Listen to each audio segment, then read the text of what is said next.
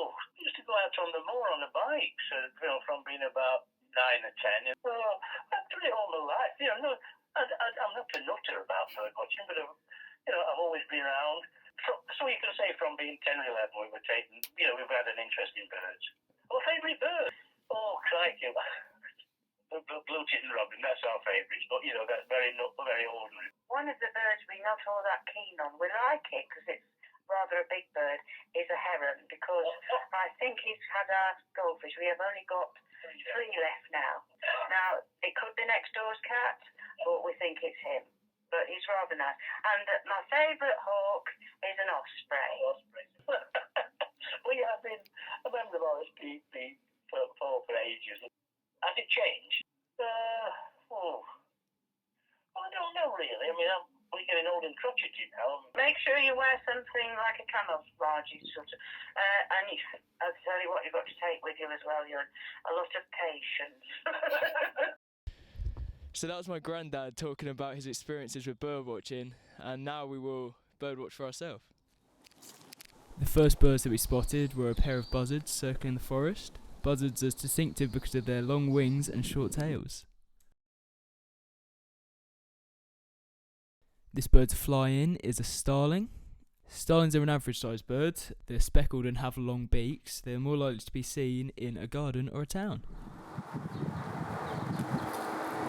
The next bird that we see is extremely common and we see it almost everywhere. It is a wood pigeon. Different types of pigeons include stock dove, feral pigeon, collared dove and other pigeons/doves.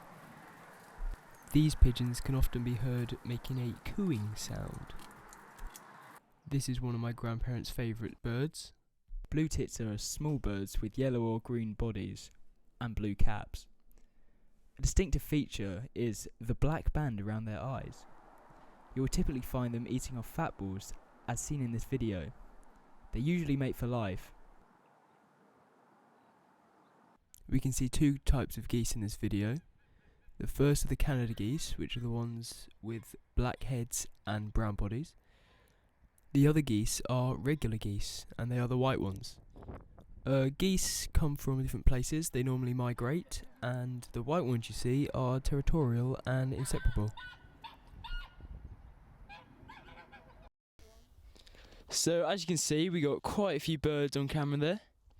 It did take a while, but that's kind of the fun of bird watching. You never know what you're going to get. I think climate change has got an effect on everything at the moment. I mean, and these pillocks who, like the Trump president of USA, it doesn't exist, and all these idiots, they don't know what they're talking about. And I'm sure it's having an effect on everything. And the more people ignore it, the worse it gets. There's a lot of us, there are a lot of bird nuts. I mean, I wouldn't call myself a bird nut. I willingly put, as I say, put a contribution every month into the certain areas, and that's helping generally for bird life. The more people help, the more they show interest, the better it is. But everybody's got their own limits, and some people, might not find the time to go and bird watch. Hello, there's over 1 million members of RSPB, so that's good. But could always do with more. I mean, because really, when you think about it, Ewan, that's the way we really need to go.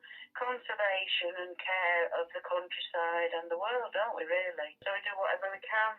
So as you just heard, my grandparents have some views on the climate change effect on birds, and a big thing they touched on was conservation.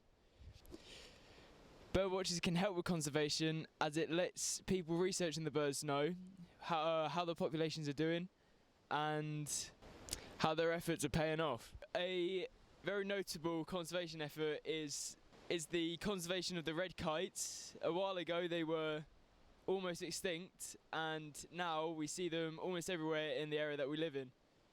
The red kite conservation is probably one of the most successful conservation efforts, and it gives us hope for the future of other birds. Overall, 10 out of 10 experience. We'd do it again and would advise you all to give it a go.